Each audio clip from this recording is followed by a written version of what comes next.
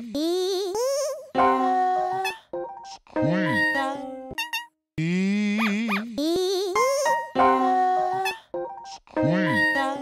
travaille sur le défi numéro 7, qui est les technologies spatiales au service de l'éco-conduite.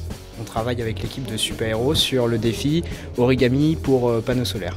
J'ai travaillé sur le défi 2 de la reconstruction en 3D à partir des vidéos. Et notre défi, c'est l'origami pour les panneaux solaires spatiaux. Donc il faut qu'on réfléchisse comment plier un panneau solaire pour qu'il rentre dans la tête de la fusée pour les satellites et que se déplie dans l'espace. C'est ça, Act in Space, 200 jeunes, 42 équipes planchant pendant 24 heures pour imaginer des systèmes qui permettraient d'utiliser différentes technologies spatiales au quotidien sur Terre. Tout est pris en compte, faisabilité, business plan, arguments commerciaux. Cette manifestation, organisée par le CNES en partenariat notamment avec les ABIC Sud-France, a lieu simultanément dans 5 villes. Ici, à l'Université Toulouse 3, Paul Sabatier, ils sont 66 jeunes, dont eux. Il s'agit d'utiliser une technologie spatiale pour naviguer sur son smartphone à distance.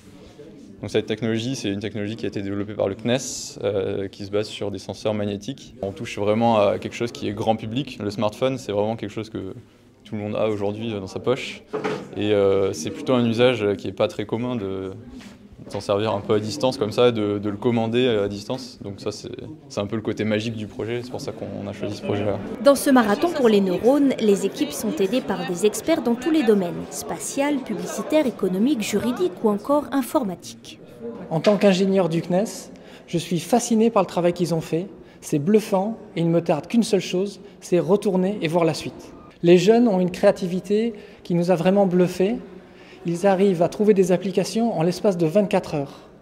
Alors c'est des choses qui étaient complètement inattendues, des résultats vraiment fascinants avec, j'espère, des nouvelles entreprises qui vont être créées à la clé.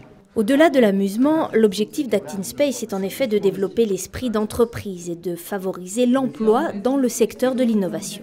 Sur l'ensemble des sujets, il y en a 3 qui ont été proposés par des startups qui sont déjà dans notre incubateur. Et ça permet à ces startups de se faire connaître, de rencontrer des jeunes et qui sait peut-être de se développer en intégrant ces jeunes chez eux ou en s'associant avec des sociétés que ces jeunes pourraient monter.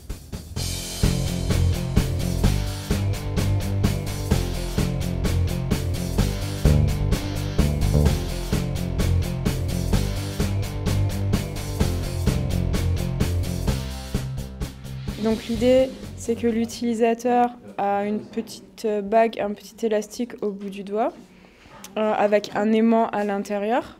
Et donc quand on bouge, le téléphone comprend certaines actions suivant le mouvement qu'on fait.